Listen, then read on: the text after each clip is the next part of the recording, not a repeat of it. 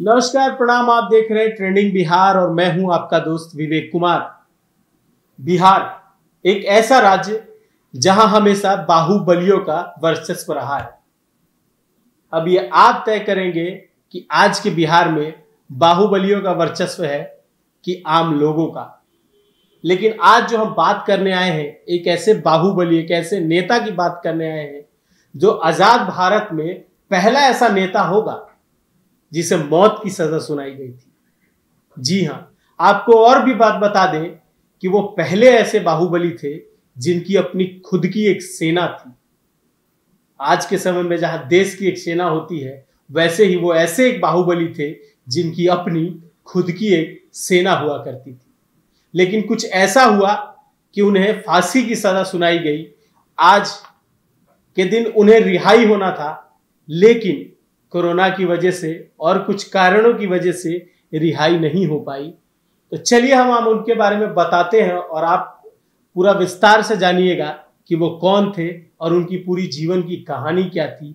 हम आज बात करने आए हैं आनंद मोहन सिंह के बारे में। जी हाँ, वही आनंद मोहन सिंह जी जिन्हें बिहार का बहुत बड़ा बाहुबली कहा जाता था।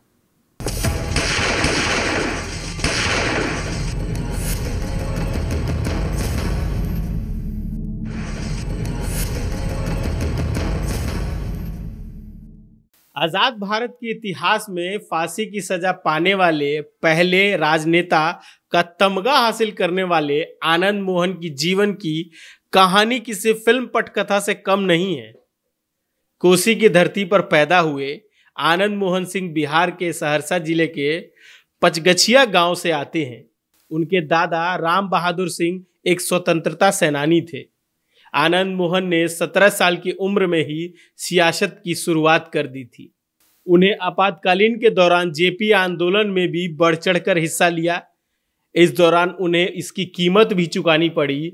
उन्हें 2 साल तक जेल में रहना पड़ा। आनंद मोहन सिंह अपने प्राथमिक जीवन काल में चंद्रशेखर सिंह से बहुत अधिक प्रभावित थे। स्वतंत्रता सेनानी और प्रमुख समाजवादी नेता परमेश्वर कुंवर उस वक्त उनके राजनीतिक गुरु हुआ करते थे। आनंद मोहन सिंह ने 1980 में क्रांतिकारी समाजवादी सेना का गठन किया, लेकिन लोकसभा चुनाव हार गए।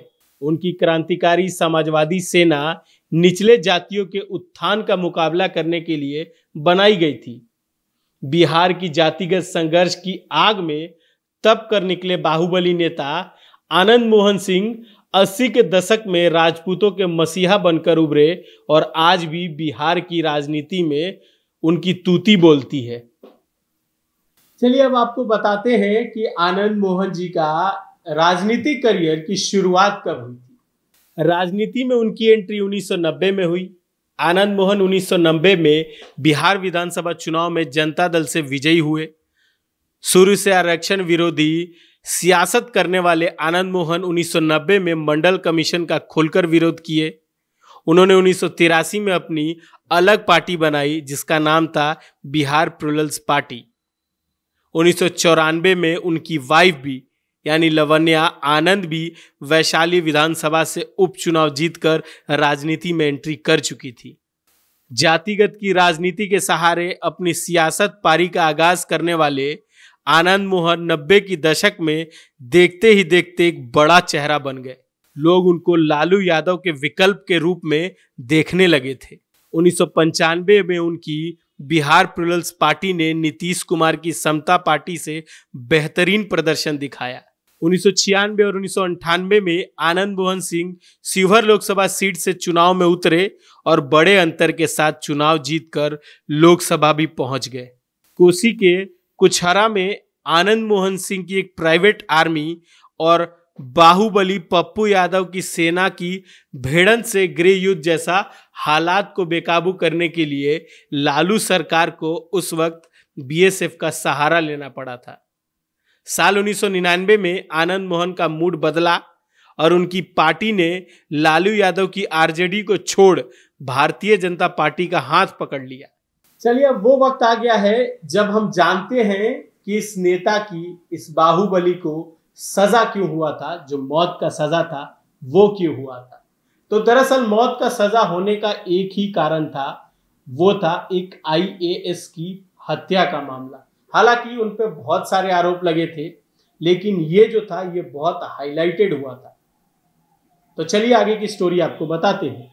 कहने को तो आनंद मोहन सिंह कई मामलों में आरोपी रहे, लेकिन 1994 में एक ऐसा मामला आया जिसने ना सिर्फ बिहार बल्कि पूरे देश को हिला के रख दिया। दरअसल मुजफ्फरपुर के एक नेता छोटन शुक्ला के साथ आनंद मोहन की काफी गहरी दोस्ती थी। 5 दिसंबर 1994 को छोटन शुक्ला की हत्या कर दी गई, जिसके बाद आनंद ने छोटन शुक्ला की लाश के साथ राजनीतिक रैली भी निकाली। इस बीच हाजीपुर के रास्ते नेशनल हाईवे से एक लाल बत्ती की गाड़ी गुजर रही थी, जिसमें गोपालगंज के कलेक्टर, दलित आईएएस अधिकारी डीएम जी कृष्णा बैठे हुए थे।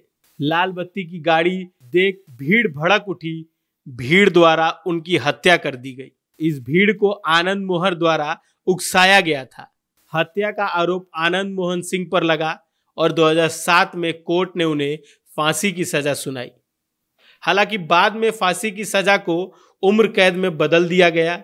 इस मामले के तहत आनंद और उनकी पत्नी समेत 6 लोगों को आरोपी बनाया गया था।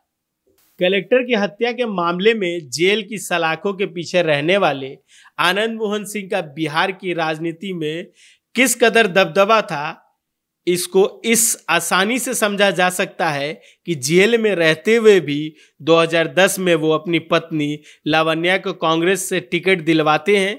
विधानसभा चुनाव और 2014 में समाजवादी पार्टी के टिकट पर लोकसभा चुनाव लड़ने में कामयाब रहते हैं। आपको बता दें कि एक नेता के अलावा आनंद मोहन एक कवि के रूप में भी उभरकर सामने आए। जेल में सजा काटने के दौरान आनंद ने 2 पुस्तकें लिखी, कैद में आजाद कलम और स्वाधीन अभिव्यक्ति लिखी, जो प्रकाशित भी हो चुकी हैं। कैद में आजाद कलम को संसद के ग्रंथालय में भी जगह दी गई है। तो देखा आपने कि आनंद मोहन कौन थे, समझा उनके बारे में, उनको क्यों सजा हुई थी और अब क्यों उनकी रिहाई हो रही है, और लोग क्यों ट्विटर पे ट्रेंड करा रहे हैं। दरअसल इसलिए ट्रेंड करा रहे हैं क्योंकि उनको 17 मई को छूटना था, लेकिन कोरोना काल की वजह से उनकी रिहाई नहीं हो पाई। साथ ही आपको ये खबर कैसी लगी हमें ज़रूर बताइएगा। अगर अच्छी लगी हो तो शेयर करना मत भूलिएगा। साथ में कमेंट करके कुछ सुझाव होगा तो वो ज़रूर दीजिएगा। और बाकी खबरों के लिए देखते रहिए ट्रेंडिंग बिहार। नमस्कार।